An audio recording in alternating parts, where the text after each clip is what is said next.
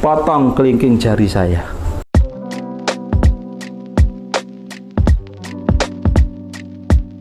Assalamualaikum, selamat datang kembali di channel ini. Balik lagi dengan saya Luis Prasetyo di sini. Terima kasih buat teman-teman yang tetap setia mendukung channel ini. Jangan lupa untuk ikuti Instagram saya dan juga ikuti TikTok saya. Dan terima kasih semuanya yang sudah menjadi follower saya di TikTok maupun di Instagram. Kali ini saya akan meluruskan statement dan sekaligus menjawab tantangan dari seorang ustadz, nggak tahu siapa namanya. Kita langsung aja nanti dengar videonya, yang mana dia mengatakan bahwa meminta supaya orang Kristen membuktikan tentang siapa Yesus. Apakah Yesus itu benar-benar firman atau tidak? Dan syaratnya adalah, syarat konyol sih menurut saya. Syaratnya adalah harus menunjukkan di mana perkataan Yesus dari umur 1 tahun sampai dengan 30 tahun. Konyol nggak? Konyol banget cuy. Oke, mari kita dengar videonya. Kalau memang Yesus itu firman Tuhan dan keluarganya tahu ucapan Yesus adalah firman, tolong tunjukkan catatan ucapan Yesus sejak usia 1 tahun sampai usia 30 tahun. Kalau bisa menunjukkan, ya, saya masuk Kristen secara tulus. Yang kedua, kalau kamu bisa menunjukkan, nah itu di video itu ada di YouTube itu, catatan ucapan Yesus usia 1 tahun sampai 30 tahun, potong kelingking jari saya. Kalau Anda tidak bisa menunjukkan, berani enggak kelingking jarimu saya potong? Nah, yang menjadi jawaban saya dan menjadi kelucuan saya adalah, memangnya jika Yesus adalah firman atau bukan itu ditentukan dari perkataan Yesus. Apakah itu syarat utama seseorang akan menjadi firman Allah ketika dia berkata-kata dari umur 1 sampai umur 30 tahun? Apakah seperti itu? Ya enggak dong. Kalau itu jadi syarat utama dia adalah firman Allah, berarti kita yang ngomong terus dari bayi, mulai dari oe sampai sekarang umur 30 tahun atau saya 33 tahun, berarti saya juga masuk persyaratan sebagai firman Allah dong. Kan ada perkataan saya dari oe sampai sekarang, iya kan? Karena memang kalau ditanya perkataan Yesus dari 1 sampai 30 tahun mana, yaitu sebenarnya nggak jadi persyaratan sama sekali sehingga dia bisa menjadi firman Allah. Kalau memang itu menjadi syarat, sekarang saya balik. Apakah Anda meyakini bahwa firman Allah itu adalah Allah sendiri yang berbicara? Sekarang saya tanya, mana perkataan Allah sejak dunia dijadikan sampai sekarang ini? Apakah kamu punya catatan? Berabad-abad Tuhan bicara, dan apakah kamu punya catatan semuanya? Pasti nggak punya kan? Loh, alasanmu apa? Kenapa kamu nggak punya? Ya karena itu nggak tercatat kan? Ya memang, sejak dunia dijadikan, jelas Tuhan pasti berbicara, tetapi kan tidak ditata terus menerus, ya kan? Nah, ini juga sebenarnya menjadi standar ganda pada akhirnya ketika Anda menanyakan mana perkataan Yesus, kalau benar dia firman, perkataan dari umur 1 sampai 30 tahun. Loh, masa persyaratan dia adalah firman Allah cuman sereceh itu?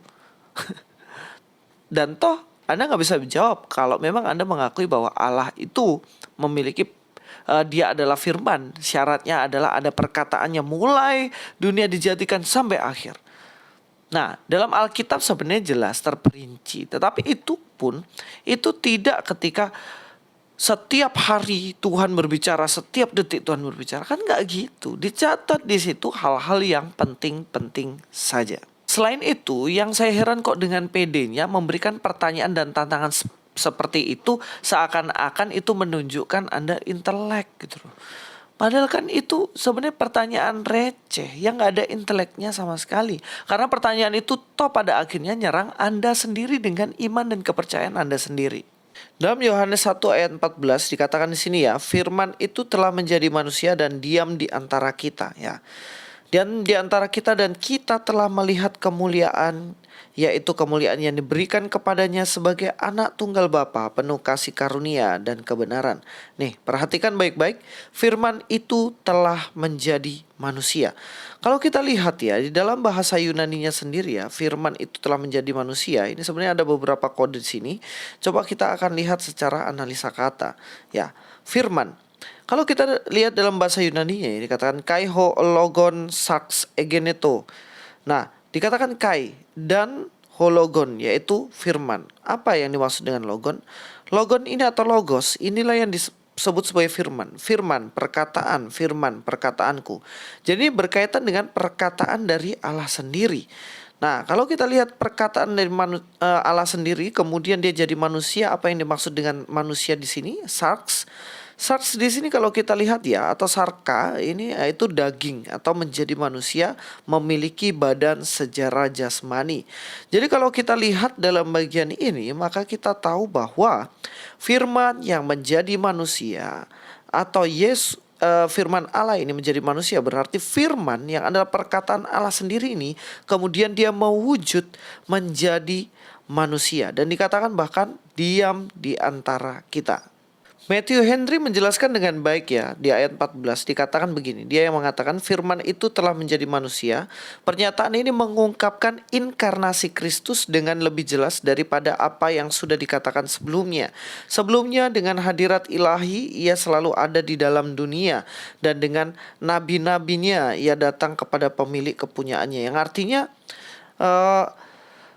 sebenarnya firman ini telah ada dan kemudian firman ini telah menjadi berintervensi dalam dunia manusia, tetapi ada di dalam dia ini yang dimaksud dalam dunia ini melalui tubuh ilahinya. Tetapi sekarang ketika ia sudah menjadi manusia, ia datang kepada milik kepunyaannya ini, tapi ini dalam wujud manusianya. Tetapi sekarang saatnya sudah genap, ia diutus dengan cara berbeda. Dikatakan ya, ia lahir dari seorang perempuan dalam Galatia 4 ayat 4, ketika waktunya sudah genap, Allah menyatakan dirinya dalam daging sesuai dengan iman dan pengharapan Ayub yang suci, dengan dagingku aku akan kembali melihat Allah nih. Dalam Ayub 19 ayat 26. Jadi Matthew Henry jelas menunjukkan bahwa firman menjadi manusia ini dibuktikan dengan cara ini. Ketika firman itu telah menjadi manusia dalam Kristus. Jadi pembuktiannya bukan perkataan Yesus dari umur 1 tahun ke 30 tahun. Dalam Kisah Para Rasul 5 ayat 20 dikatakan, pergilah, berdirilah di bait Allah dan beritakanlah seluruh firman hidup itu kepada banyak orang. Nah, semua orang pada zaman itu tahu bahwa Yesus adalah firman yang hidup, dan ini adalah konten yang harus diberitakan, bahwa Yesus inilah firman yang hidup. Semua orang tahu bahwa dia adalah firman yang hidup karena ia adalah Allah yang turun ke dunia. Apapun yang dikatakannya itu memang berasal dari Allah dan dia adalah firman yang hidup. Hanya Bapak ini yang masih mempertanyakan benarkah Yesus adalah firman yang hidup dengan membuktikan perkataan dari umur 1 tahun sampai 30 tahun. Konyol. Ya, perhatikan lagi di 1 Yohanes 1 ayat 1. Apa yang telah ada sejak semula, yang telah kami dengar, yang telah kami lihat dengan mata kami, yang telah kami saksikan, yang telah kami raba dengan tangan kami tentang firman hidup, itulah yang kami tuliskan kepada kamu. Jadi firman yang hidup yaitu Yesus ini kemudian setiap perkataannya dan tindakannya dijadikan firman yang tertulis oleh para murid Yesus. Makanya dituliskan setiap apa yang dilakukan. Inilah pengertian soal firman. Jadi pembuktian apa lagi yang kamu mau dapatkan? Nggak ada kan? Nah sekarang tepati janjimu, mana? Berani nggak potong jari? Ya, semua pembahasan yang saya telah berikan ini mudah-mudahan memberi pencerahan kepada Anda, Pak, supaya Anda boleh meneliti secara jujur. Masuk ke dalam Alkitab, pelajari Alkitab sungguh-sungguh. Dari Kejadian sampai Wahyu, semuanya menjelaskan tentang Yesus yang adalah firman. Matius 1 ayat 1 kan dibuka dengan silsilah, di mana di situ ada Abraham, Ishak, Yakub, bangsa Israel dan seterusnya. Semua tujuannya satu, yaitu keturunan yang meremukkan kepala ular. Siapa dia? Yesus Kristus. Firman yang hidup, firman yang menjadi manusia. Sampai ketemu di video selanjutnya. Luis Prasetyo sini. God be with you all.